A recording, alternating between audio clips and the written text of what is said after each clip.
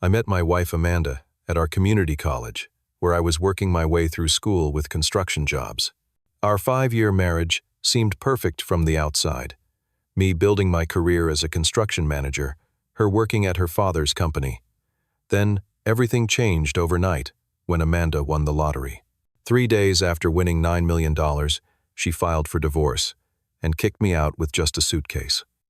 What she forgot was the prenuptial agreement her wealthy parents forced me to sign before our wedding. Before I tell you how this all unfolded, let me know where you're watching from, and hit that subscribe button if you've ever had someone show their true colors when money entered the picture. I grew up in a working-class family in a small town outside Portland. My parents taught me the value of hard work, and I started helping my dad with construction jobs when I was 15. By the time I enrolled in community college, I was already skilled enough to get decent-paying jobs that helped me pay my tuition and rent. I met Amanda during my second year at college. I was grabbing coffee before my evening class after a long day at a construction site. I was still in my work clothes covered in drywall dust when I accidentally bumped into her, nearly spilling her fancy latte. "I am so sorry," I said, mortified at how disheveled I must have looked compared to her perfectly put-together appearance. Instead of being upset, she smiled. "No harm done. Looks like you have had a rougher day than me." That smile captivated me. Amanda was beautiful with long auburn hair and bright green eyes. She wore expensive clothes that I would later learn were designer brands, but there was something approachable about her that made me ask if she wanted to sit together for a few minutes. We ended up talking for 2 hours, missing both our classes. I learned she was studying business administration and lived in the wealthy part of town with her parents. Despite our obvious differences, conversation flowed easily between us. "My parents have my whole life mapped out," she confided. "Work at my dad's investment firm, marry someone from their social circle, live in a big house with a white picket fence. And what do you want?" I asked. She looked thoughtful. "Something real. Someone who sees me for me, not my family's money." I asked her out the next day, never imagining she would say yes. Our first date was simple: dinner at a local diner and a walk along the riverfront. I was nervous about not being able to take her somewhere fancy, but Amanda seemed to enjoy the authenticity of it. "This is refreshing," she said. "Most guys try to impress me with expensive restaurants, where the portions are tiny and everyone is taking photos of their food instead of actually eating it." Our relationship progressed quickly. I took her to job sites where I was working, and she seemed genuinely interested in learning about construction. I met her friends from her affluent neighborhood, who clearly thought she was slumming it with me. Then came the dreaded meeting with her parents. Gregory and Judith Williams lived in a mansion that made me feel immediately out of place. The dining room table was longer than my entire apartment. Gregory barely shook my hand before launching into an interrogation about my prospects. "Construction is a respectable trade," he said with thinly veiled condescension. "But surely you have ambitions beyond manual labor," Dad Amanda protested. "I am working toward my degree in construction management," I explained. "I plan to run my own company someday." Judith sipped her wine. "And where did you say your family is from again?" The entire evening continued like this, subtle and not so subtle reminders that I was not from their world. Amanda defended me repeatedly and later apologized for their behavior. "They just want what they think is best for me," she explained. "They will come around once they know you better." Despite her parents' disapproval, our relationship deepened. After 18 months together, I saved enough for a modest engagement ring and proposed during a camping trip in the mountains. Amanda cried when she said yes, swearing she did not need anything fancier. That was when the prenuptial agreement first came up. Gregory and Judith insisted on it, claiming they were only protecting their daughter. The document their lawyer drafted was intimidating, full of legal language about separate property and financial protections. "It is standard for families like ours," Judith explained during an uncomfortable dinner. "Nothing personal, Santiago." It felt very personal. But Amanda was torn between her love for me and her desire to maintain peace with her family. "I know it feels insulting," she said, "but it does not mean anything. We are going to be together forever." I consulted with a friend who was in law school, who advised me it was fairly standard. I signed it believing it would never matter, because our marriage would last. The irony of how that document would later save me never crossed my mind. Our wedding was beautiful but highlighted the divide between our families. My relatives brought homemade dishes for the reception while her family hired an award-winning chef. My friends gave us practical gifts for our new home, while her friends gave us crystal and art pieces. We bought a modest 3-bedroom house in a middle-class neighborhood. I spent weekends renovating it, turning it into something we both loved. Amanda seemed happy with our life together, often saying she preferred our cozy home to the cold perfection of her parents' mansion. "This place has your fingerprints all over it," she would say. "It feels like a real home." I believed we had overcome the differences in our backgrounds and started our life together on solid ground. I had no idea that the foundation was already beginning to crack. The first 2 years of our marriage were some of the happiest of my life. I completed my degree and landed a job as an assistant construction manager at a reputable firm. Amanda worked in the marketing department at her father's investment company, though she often complained about the politics of working for family. "Dad expects me to work twice as hard to prove I am not just there because of nepotism," she would say over dinner. "But then he undermines me in meetings." I encouraged her to look for jobs elsewhere, but she always had reasons to stay. The benefits were good. The commute was convenient. Her father would be hurt if she left. Looking back, I wonder if she was already becoming accustomed to the lifestyle her family's connections provided. 3 years into our marriage, I was promoted to construction manager. We celebrated with a nice dinner, and Amanda seemed genuinely proud. To my hard-working husband, she toasted, "One step closer to your own company." But something had already begun to change. Amanda started shopping more frequently, bringing home expensive clothes and decorative items for the house. When I gently pointed out that we should be saving more, she became defensive. "We are not poor, Santiago. We can afford a few nice things." The truth was, we could afford some luxuries, but not at the pace Amanda wanted them. I was trying to save for our future. For the children we talked about having, for the business I hoped to start one day. Amanda began to frame my practical approach to finances as me being cheap or controlling. Our arguments about money became more frequent. Amanda started comparing our lifestyle to her wealthy friends from college, who were now living in much larger homes and taking exotic vacations. "Tiffany and her husband just bought a vacation condo in Aspen," she would say, "and they are 2 years younger than us." Tiffany's husband works for her father's hedge fund, I would remind her. "We are doing well for where we are in our careers." These conversations always left a lingering tension. Amanda began spending more time with her childhood friends, women from wealthy families who had married wealthy men. She would come home from these get-togethers quiet and dissatisfied. Her parents did not help the situation. They had never stopped subtly undermining our marriage. During holiday gatherings, Gregory would talk about the investment opportunities I was missing out on because I did not have capital to invest. Judith would make comments about how Amanda had simplified her life since marrying me.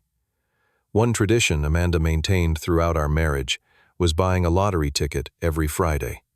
She called it her escape fantasy. Not that she wanted to escape our marriage, she would assure me, but that she enjoyed daydreaming about what we would do with a windfall. First-class tickets to Paris, she would say. A boat. Maybe a vacation home on the coast.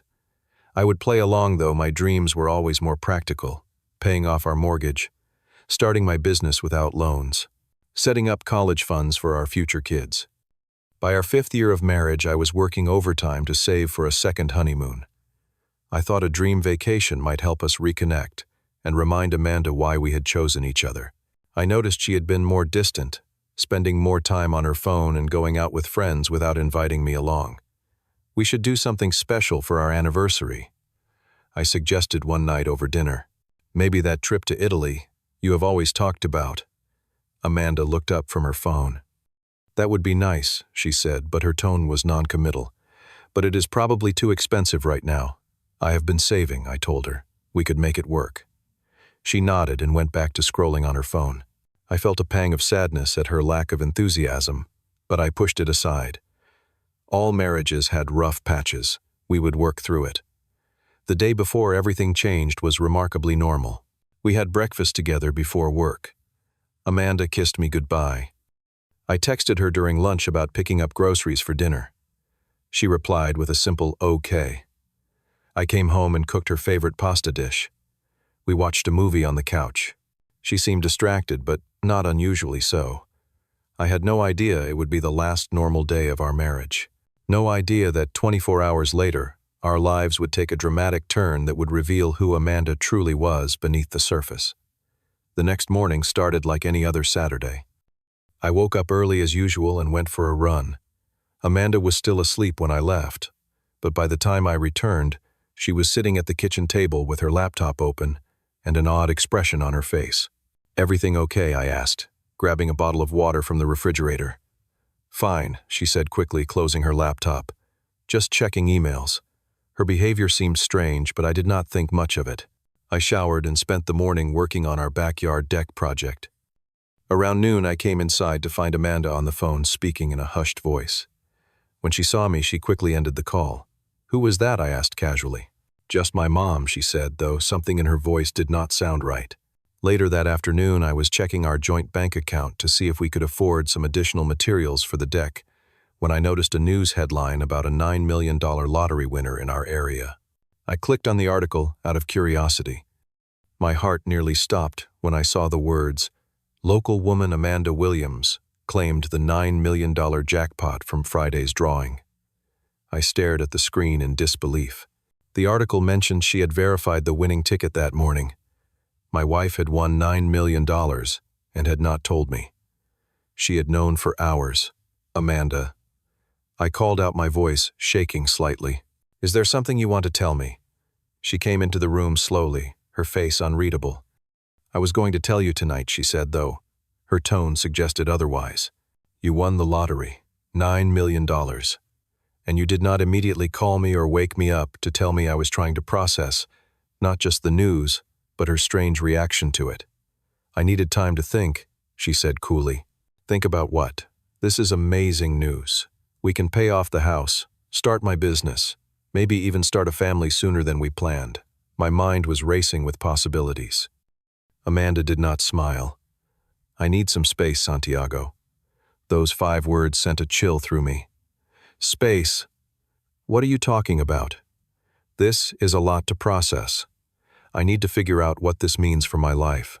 "Our life," I corrected. "We are married. This is something we figure out together." The next 3 days were surreal. Amanda became increasingly distant and secretive.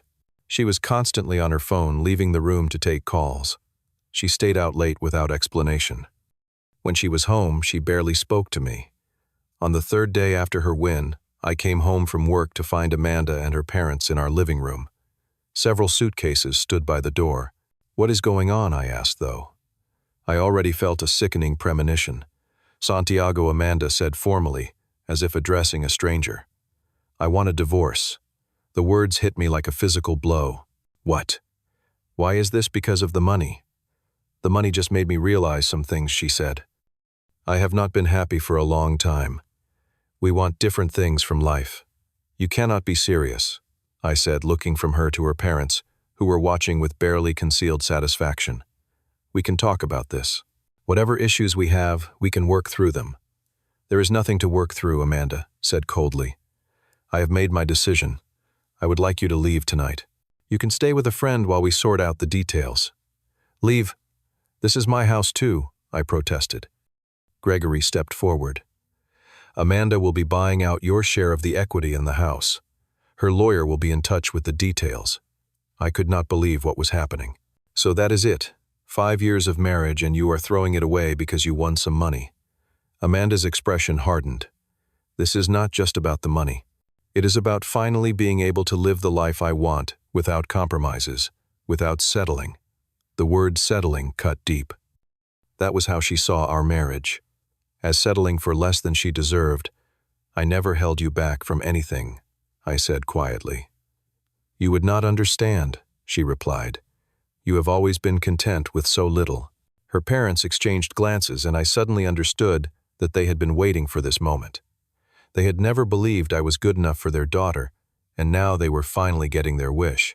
"You have an hour to pack what you need," Amanda said. "Take your clothes and personal items. We can arrange for you to get the rest later." In a daze, I packed a suitcase and a duffel bag. As I was leaving, I turned to Amanda one last time. Was any of it real? Did you ever actually love me? For a brief moment, something flickered in her eyes. Regret, doubt. But it was quickly replaced by cold determination. It does not matter now, does it? I left our home with just 2 bags of possessions and nowhere to go. I called my friend Jack, who immediately offered his couch. As I drove to his place, the reality of what had happened began to sink in. My wife had not just won the lottery, she had revealed her true character. The next few weeks were a nightmare. News of Amanda's lottery win was everywhere. The local paper ran a story about her plans for the money, which included a new luxury home and extensive travel. There was no mention of me or our marriage. It was as if I had been erased from her life. Meanwhile, I was sleeping on Jack's couch, trying to focus enough to function at work and fielding concerned calls from friends and family. People were confused. We had seemed like such a happy couple. I had no answers that did not make me sound like a fool. Amanda's social media accounts quickly filled with photos of shopping sprees, fancy restaurants, and a brand new luxury car. She had already put a down payment on a penthouse apartment downtown, not far from her parents' neighborhood. I was served with divorce papers requesting an expedited process. The documents referred to the lottery winnings as her separate property and offered me a small settlement for my share of our home's equity. There was no mention of the prenuptial agreement we had signed. My lowest point came about 3 weeks after Amanda kicked me out. I was scrolling through social media late at night and saw a photo of her at a rooftop bar with a handsome man I did not recognize. They were laughing, champagne glasses in hand, looking like they did not have a care in the world. The caption read, "New beginnings." I felt physically sick. Had she been seeing this person while we were still together? How long had she been planning to leave me? Had she ever truly loved me at all? I closed the app and lay in the dark, feeling completely worthless. All those years together, the life we had built, the future we had planned, none of it had mattered to her. I had been disposable, a placeholder, until something better came along. The next morning I received a call from Maria, one of the few friends Amanda and I had in common who still spoke to me. "Santiago, I thought you should know," she said hesitantly. "Amanda is planning to leave the country next month with some new guy she has been seeing. They are talking about buying property in Europe." That news should have broken me completely. Instead, something inside me snapped back into place. I thanked Maria for the information, then made another call to my old college friend Patrick, who had become a lawyer. "I am sorry about what happened, man," Patrick said as we sat in his small law office the next day. "But honestly, if she is taking the money and running, there is probably not much we can do. Lottery winnings are typically considered separate property, even in a marriage." "I know," I said wearily. "I just wanted to make sure I am not missing anything before I sign these papers," and let her walk away with everything. Patrick nodded sympathetically. "Let me take a look at what you have. The divorce papers, the prenup, all of it." I handed him the folder containing all the legal documents for my marriage. Patrick began to review them methodically, while I stared out the window, already resigned to walking away with almost nothing. After about 20 minutes, Patrick made a sound that caught my attention. He was frowning at the prenuptial agreement, flipping between pages. "What is it?" I asked. "Hold on," he said, reading intently. Then he looked up at me with disbelief. "Santiago, did you actually read this entire prenup before you signed it?" "I skimmed it," I admitted. "My friend in law school looked it over and said it was pretty standard. It basically stated that anything Amanda brought into the marriage or inherited would remain hers alone." Patrick's expression changed to something I had not seen in weeks: hope. "It does say that, yes, but there is more. There is a specific clause about winnings." "Winnings?" "Yes, Section 7, Paragraph 3. He turned the document toward me and pointed to a paragraph.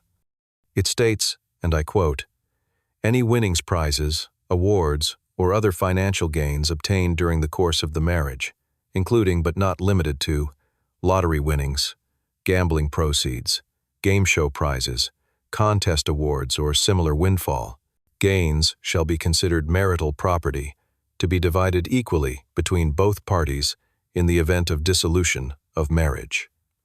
I stared at the words, not quite comprehending what they meant. So Patrick said, breaking into a grin, according to this legally binding document that her parents' high-priced lawyers drew up, and everyone signed that $9 million lottery ticket Amanda bought during your marriage is marital property.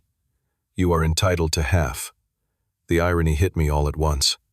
The very document that had been meant to protect Amanda from me was now protecting me from her greed. Are you absolutely sure? I asked, afraid to hope. 100%, Patrick confirmed. This is crystal clear legal language. Her parents probably included this clause thinking they were protecting Amanda from you winning something and taking off. They never imagined she would be the one with the windfall. For the first time in weeks, I felt a glimmer of justice. What do? We file a counterpetition immediately, Patrick said already, pulling out forms. And we do not tip our hand. Let Amanda and her lawyer think they have got this wrapped up until we spring this on them in court. The next few weeks were difficult but different. I was still staying on Jack's couch, still seeing Amanda's extravagant new life all over social media. But now, I had something she did not know about, legitimate hope. Patrick worked diligently on my case, preparing everything for our court date. Amanda's lawyer tried repeatedly to get me to sign the settlement offer, even increasing the amount slightly, but Patrick advised me to stall. They are getting nervous that you have not signed, he told me, but they still have no idea what is coming. Finally, our day in court arrived. Amanda showed up with both her parents and a high-powered attorney from a prestigious firm. She barely glanced at me as she took her seat on the opposite side of the courtroom. Her lawyer presented their case, first portraying Amanda as a woman who had outgrown her marriage and simply wanted a fair and speedy resolution. He emphasized that the lottery winnings were her separate property and detailed the generous settlement they were offering me. When it was our turn, Patrick approached the bench calmly. Your Honor, we contest the characterization of the lottery winnings as separate property, and we direct the court's attention to the prenuptial agreement signed by both parties prior to their marriage. Amanda's lawyer looked confused. Your Honor, we are not disputing the prenuptial agreement. In fact, it clearly protects my client's assets.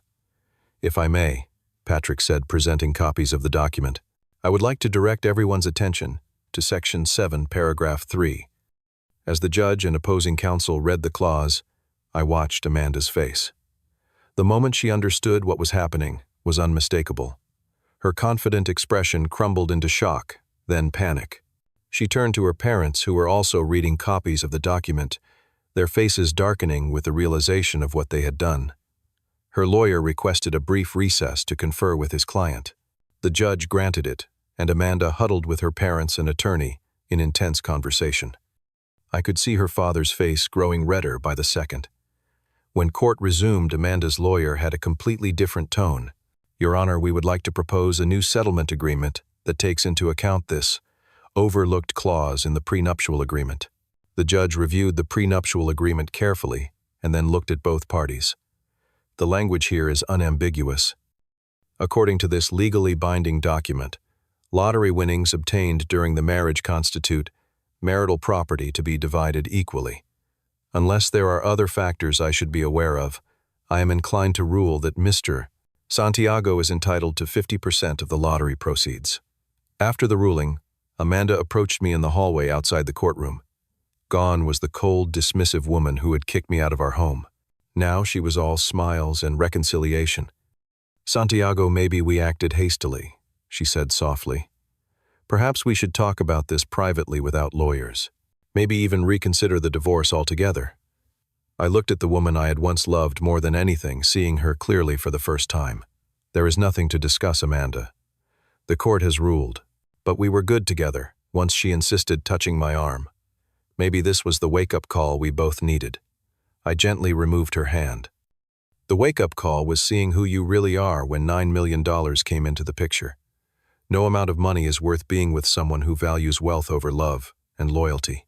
Her parents watched from a distance, their expressions a mixture of anger and calculation.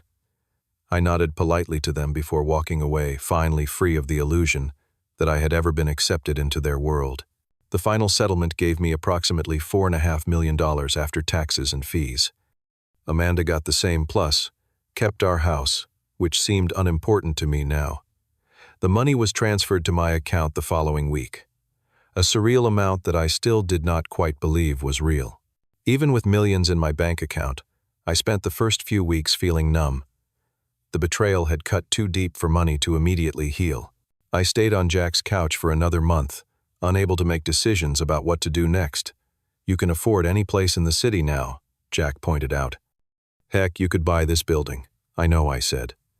"I just need time to process everything." Slowly, I began to rebuild my life.